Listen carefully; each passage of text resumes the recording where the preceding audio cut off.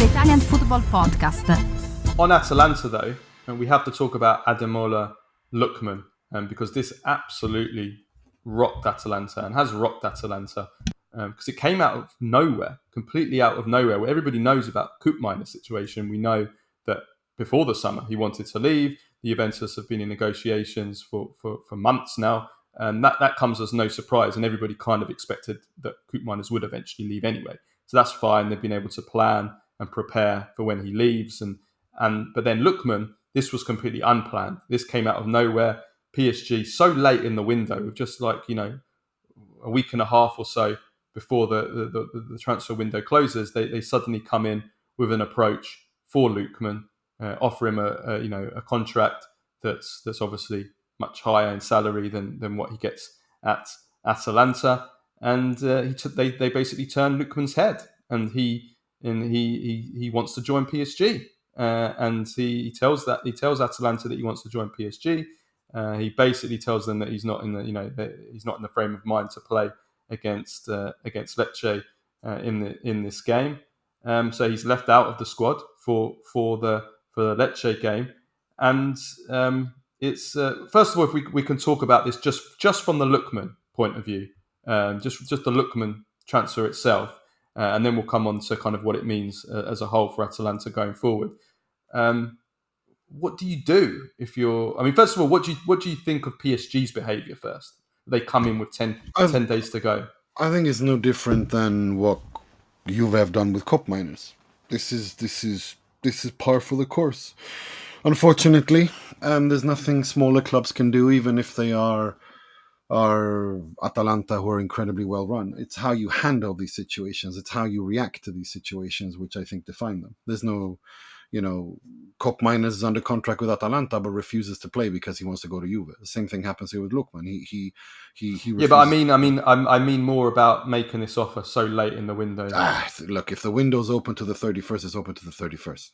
There's no late, early. You can criticize. It depends on the situation. Like, for example, when Chelsea came in with 115 million euros, which first 90, and then Marotta bumped it up to 115 million euros for Lukaku, you can be a little bit like, well, it's Inter, you're reigning champions. You should, Marotta, you should be handling these situations a bit better. But of course, the financial situation, blah, blah, blah. Here with Atalanta, they really can't do anything. They literally can't do anything. They are where they are in the food chain. They can't turn down that kind of money. Lookman is doing what he's doing, and the middle-sized and smaller clubs like Atalanta will always end up getting screwed. It's just how it is. This is the reality we live in. It's always been like this. Barcelona turned it into a sport. Real Madrid and Barcelona turned that into a sport. But before, Milan used to do it in the 90s. Inter have done it. Juve, they all do it. This is just. I do agree with Gasperini and Atalanta that it is ridiculous that the transfer window is still open once the season has started. That needs to stop. I've had enough of that. I really hate that. Like, that needs to stop. Either the season starts later or the transfer window ends earlier. Yeah. We cannot have this. I've hated. It's probably the only time I've ever agreed with Arsene Wenger on anything when it comes to football, and that is this: we cannot have a situation where the window starts, where the window is still open, and we're playing 2-3 games in the middle of that. It makes those games completely meaningless, because they become like glorified friendlies. And it just completely destabilizes. I'm 100% in favor of closing the transfer window on the 15th of August. Before the first. They did try it once, didn't they? They tried it, but not all leagues were in unison. Well, that's exactly the problem. It was like, I think the Premier League started early, and then all the rest of them did it later, and then the Premier League were like, well, that gives you an advantage, so we're going to just go back and start later again. That's the problem. This has to come from UEFA level. They have to have, for the teams that do the winter-summer season, the transfer window has to close. Open it on June 1st or June 15th. June 15th, August 15th. 2 months. That's it. Because it officially opens on July 1st, which is stupid. June 15th, August 15th. The season, the in between, then the season can end and the season can start. You have the same period for preseason as well. Like there's no, this is silly.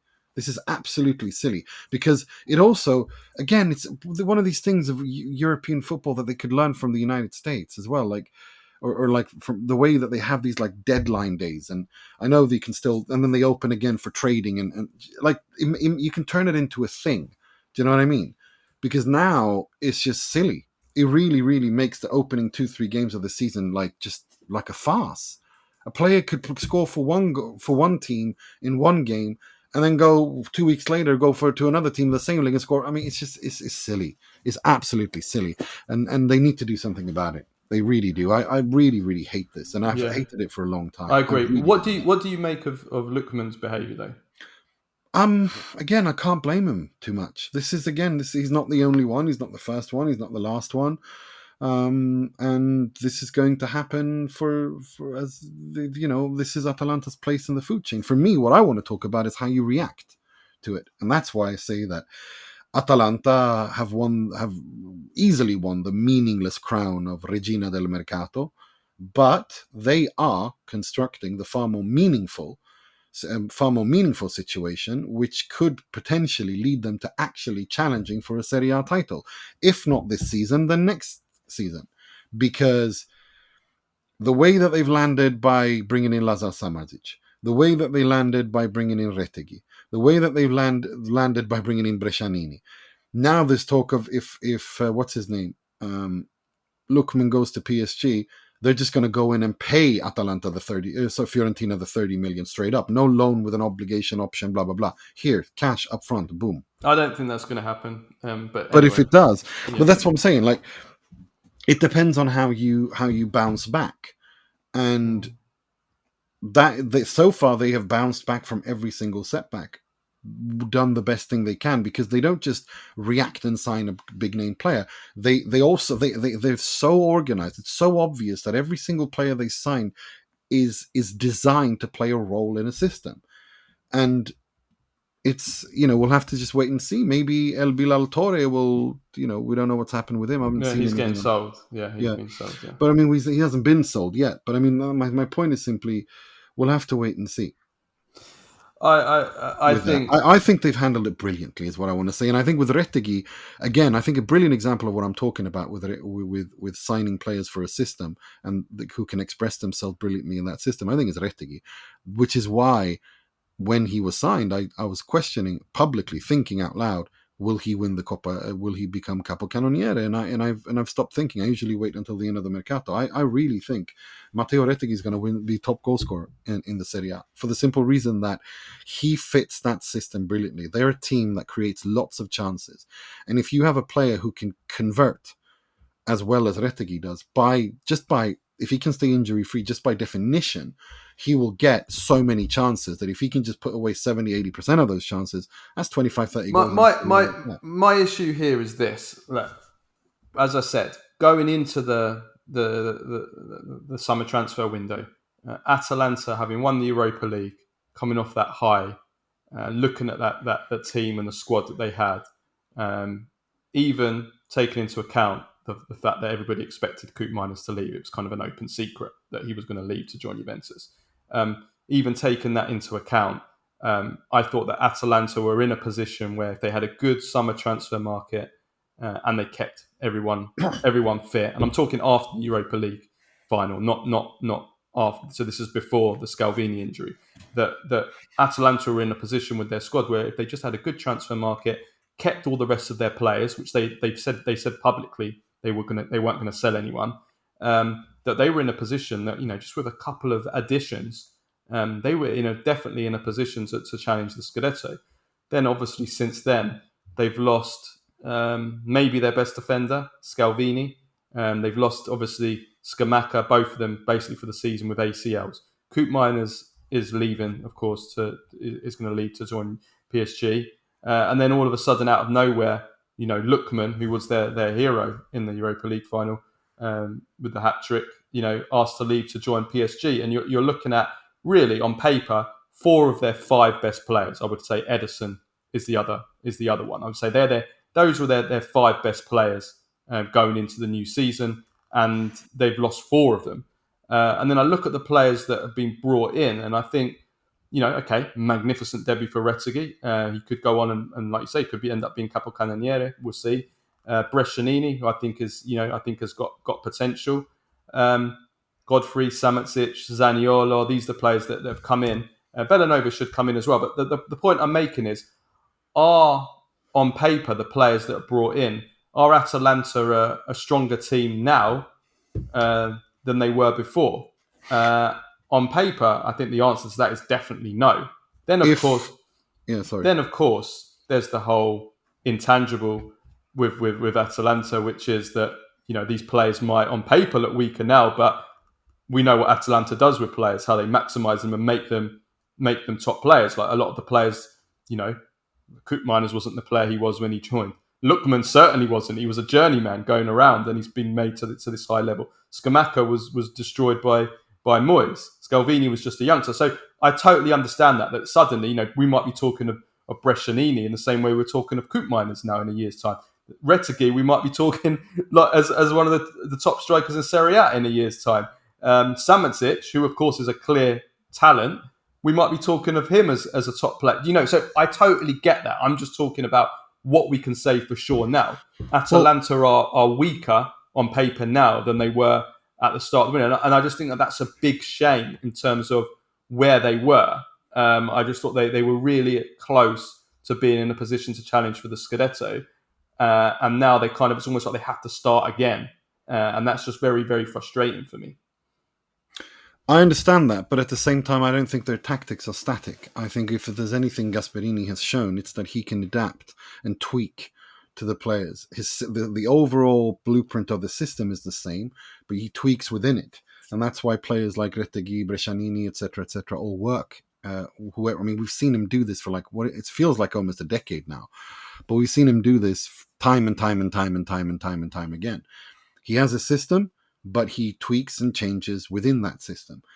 I think that it will be a different Atalanta to last season, but it will be an Atalanta that will the players that come in still suit that system overall.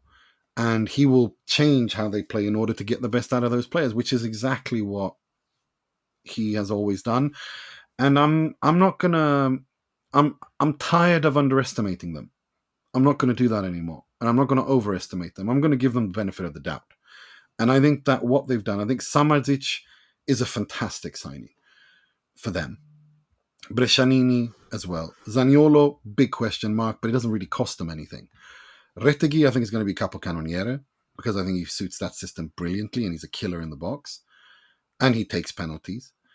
I guess the question is, Nima, do you think they can challenge for the Scudetto realistically? This season? Can I get back to you on that after the 31st? Yeah, that's fair.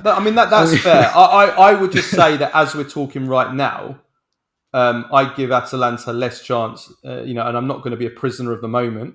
No.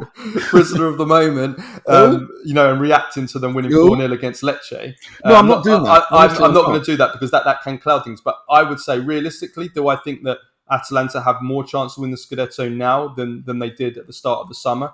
Absolutely not. Far less chance. And that's my overall issue. Yeah. Having said that, though, let's hope that they can have a big transfer market because, if they're going to have all that Koopmeiners money to spend, they're going to have all the money from Lookman if he goes. He might not. Maybe he won't. Maybe he'll stay. But they're going to have a lot of money to spend. I do think, though, Nima, Villanova is a great signing. I think he's perfect for the system. I think he's got all the attributes to really push on, which is another good thing for the Italy national team. I think he's got all the attributes that can be maximised by he's very quick. He's up and down. He never stops running. And he's got that depth. I think he will be great with him and Ruggeri on the fullbacks. I think we could be looking at the strongest wing backs that Atalanta have had since their heyday of Goossens and Hatterbar when they were so devastating during the season. They got to I'm not. I just want to clarify. I'm not being a prisoner of the moment either. But what I'm doing is, what I'm saying is, I'm looking at this overall, and I've looked at what Gasperini has done since Papu Gomez until today, and I've seen how they have lost player after player after player. The overall blueprint of the system is the same, but he tweaks within it. he recalibrates. I the have no midfield. doubt. And I've no doubt they're going to still be a very good team, and they're still no, going to no. be. My issue is like what I'm saying is I'm not like my thing with like whether they can, like I said, I want to wait until the 31st before I can say I'll tell you they're what. This stronger is or what. what But I'm. let me just finish my point. Yeah. I want to wait until the 31st before I can make a final decision on whether or not they're going to compete for the Scudetto or not, because I think that's still very much in the air. But when it comes to Retegui being capocannoniere, that's not a prisoner of the moment thing. I think, again, they sign players for specific roles to interpret specific roles with specific characteristics. Retegui's characteristic is he's a killer in the box. He's excellent movement. He can smell a danger before it happens, and he takes penalties, and he's good at them. So I think that already I did before a game ball was kicked on Twitter. That's fair enough. So what I'm saying is, I do think that they're going to be a top 5 side. Whether or not how far they go, I want to wait because I want to see how they react to this Lookman thing. All I can say is based on previous judgment, how they have reacted to losing players from Papu Gomez to Scamacca and to Koopmeiners. They've always landed on their feet, and that's why I'm giving them the benefit. They've always landed on their feet, but they've never put in a Scudetto challenge, and that's what pisses me off because I believe they were in a position ready to launch a Scudetto challenge with just one or two tweaks, one or two additions, and they would have been ready. And now it pisses me off that they've suddenly lost 4 pillars of the team, and they have to go again and try and rebuild again from scratch. I have no doubt that rebuild will be successful, but successful enough to win the Scudetto. That's a very, very much of a question mark. Whereas I don't think it was a question mark at the start of the summer. I think it was not a guarantee, but I think they were, like I said, in a very, very strong position, and that pisses me off. I think that pisses off Atalanta. I think they've admitted that themselves because they said at the start of the summer we don't plan to sell anyone other than Koopmeiners, who they didn't say publicly, but we kind of everybody knew privately that they were going to sell him. And now all of a sudden they've lost 4 of their players, so it's annoying. It irritates me, but we'll see what they do. I think they're going to be quite busy in the next 10 days for sure.